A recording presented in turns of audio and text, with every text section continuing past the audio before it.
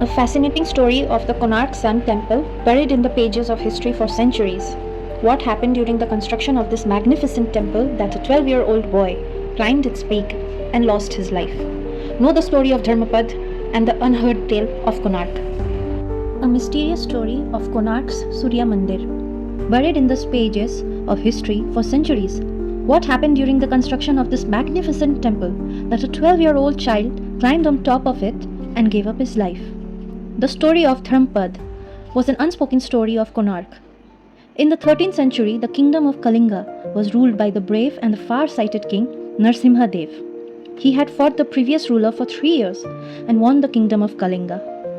King Narasimhadeva brought home a lot of wealth and luxuries. A grand welcome was arranged for the victorious king. His mother, Queen Kasturi, embraced her son with pride. She told her son about how his father had built a grand temple of Lord Jagannath in Shankkshetra Puri and asked him to build a bigger temple in Arkshetra Konark for Lord Surya. King Narasimhadev asked his mother, why the Sun Temple and why Konark? She then told him about Prince Samb's story in Dwapar Yuga. Lord Krishna's son, Samb, was a very beautiful and handsome man.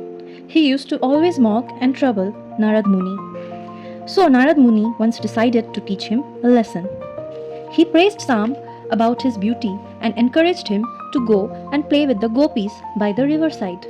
Enthusiastic about Nan's praise, Samb went to a pond with the gopis to play in a beautiful jungle. They were busy laughing and splashing water on each other when suddenly Maharishi Durvasa saw this. He became enraged in anger. He cursed Samb that the body he is so proud of will be destroyed, his beauty will be lost. As a result of this curse, Samb soon fell ill, and his body was filled with wounds oozing pus. His mother, Jamvati, found out about her son's condition and became impeccably sad. And she called Naradji. Narad Muni at the end gave a solution to this problem. He said the first rays of the sun falls on the corner of the kingdom of Udra, which is also known as Konark. Go there and worship and meditate, praying to the Lord Surya. Only and only then will you be able to break the curse. With very little hope, Samb left out on a long and difficult journey to Konark. After reaching the banks of Chandrabhaga river, he began a hard penance without food and water for 12 years. He prayed to the sun god. In the end, pleased with Samb's devotion, Surya Bhagwan appeared and told him, tomorrow morning when you bathe in the river, you will get an idol of mine submerged in it. Touch it and it will break your curse. Samb, just like always, went to bathe in Chandrabhaga river the next morning. And as Surya Dev had told, he got an idol of a small black stone of Lord Surya himself. As soon as he touched it, his wounds began to heal and he soon regained his past beauty and perfect body. When Samb came out of the river, the village people celebrated this miracle. In gratitude, Samb placed the stone statue on that place. A small temple was built in the honor of the sun god. Queen Kasturi told her son, King Narasimhadev, that when she was unable to conceive a child, she too worshipped in that very same sun temple and was blessed with him as her son. Inspired by his mother's words, Narasimhadev vowed to build the world's greatest sun temple. Famous architects and sculptors like Vishu Maharana and Sivai Samantraya were handed the responsibility to build the temple. They made a small statue depicting the future upcoming temple that they were going to build, and the construction plans were shown to the king. King Narasimhadev was amazed to see the design and ordered to start the construction immediately. It was planned that the construction of the Bhavya Surya temple would be done on the bank of Konark's Chandrabhaga river at the place called Padmatola Gandh, where the first rays of the sun would fall on its huge peak. Soon big stones were brought from far and wide on big wooden planks and dropped in the middle of the river so that the dam would clear out the water and the land would be ready for the construction of the temple. But no matter how many big stones were thrown in the river, the fast flow of water was carrying away the stones with it. The chief sculptor, Sivai Samantraya, was now worried about how he would manage this problem. Worried, Sivai Samantraya was lost in deep thoughts. One day, sitting at the foot of a hut, where an old woman made him a pot of hot millet.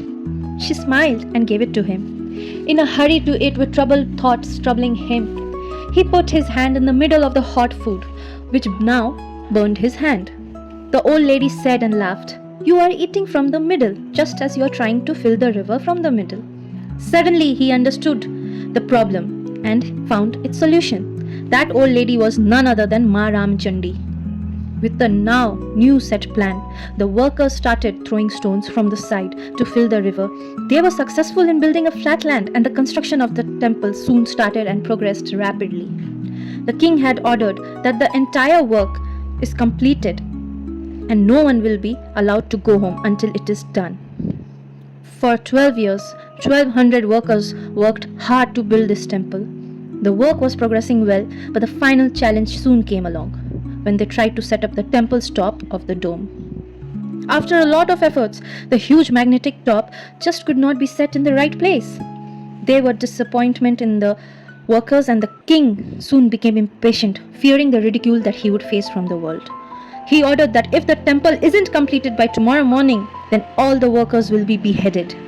After hearing this, all the workers were in deep thought about what can be done next. Meanwhile, away from the grand construction of the temple, the son of the chief priest, Vishu Maharana, named Dharmapad.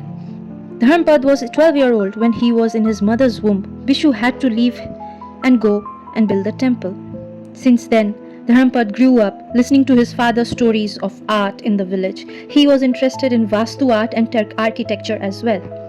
Being the son of a great Vastukar, Vishwa Maharana, he had all the books and scriptures about the description of construction of temple. At only 12 years old, he had achieved mastery in the art of Vastukala. But he was sad because he never met his father. On his 12th birthday, he asked his mother to let him go and meet his father as his birthday gift. A wish she couldn't deny him anymore. Before leaving, Dharmapad's mother gave him some fruits and asked him to take his dog Balia with him, as his father would recognize Balia and then his son Dharmapad also. After a long journey, he reached the construction site. Balia recognized his master, Vishu Maharana. Dharmapad ran to his father, hugged him and introduced himself, but he sensed the atmosphere was very troubled and looked at the worried workers. After coming to know the reason why, Dharmapad told his father that if you permit me, I can install the top of the temple's dome. Dharmapad drew the plans in the mud and explained everyone. He then climbed on top of the temple and found that there was a mistake in the construction. Using the knowledge that he had gained from Hastalipi, Dharmapad made some important correct adjustments, and just in a few moments, the top was placed on the temple's dome. As soon as the top was placed, a miracle happened. Due to the power of the magnet hidden inside the top, the powerful idol of Lord Surya started to float in the air. Everyone rejoiced, their hearts now filled with pride. But Vishnu Maharana looked troubled. He said that tomorrow, when the king finds out that 1200 workers couldn't do what was done by a 12-year-old boy, then the king would definitely think that they were not doing their work properly and would punish them with death. Vishu Maharana was confused and worried as a chief worker and as a father. The atmosphere became heavy, filled with tension. Dharmapad saw this and felt that his success had put his father in such a big trouble. That's why he took a heart-wrenching decision. With tears filled in his eyes, he climbed the peak of the temple again, with the whole crowd looking from below. Now that he was standing on top of the temple, which he had just helped set up, he looked at the sky. The first rays of the sun were now touching at the temple as the Lord Surya was blessing him himself. Dharmapad jumped into the blue waters of the river from the top of the temple. He sacrificed his life to save the life of others. Everybody was now left in despair. They couldn't fathom what just happened. After some time, King Narasimhadeva appeared, and seeing the magnificent statue of Surya Dev floating in the air, he was filled with immense joy and pride. King Narasimhadeva announced that the temple will be inaugurated on Magh Shukla Saptami. But Sibai Samantrai said that the date is good, but the right time to inaugurate the temple, it is not. But king insisted, and the temple was soon inaugurated on the very same date. But very soon, some mysterious incidents started taking place in this temple. A huge statue of lion fell in the temple, and gradually many stones started to fall apart and the temple was breaking down. Now the king realized that Sibai Samantrai was right, but it was too late by then. After many years, this temple and the surrounding area turned into dense forest. And today we can see only a fractured part of a magnificent temple.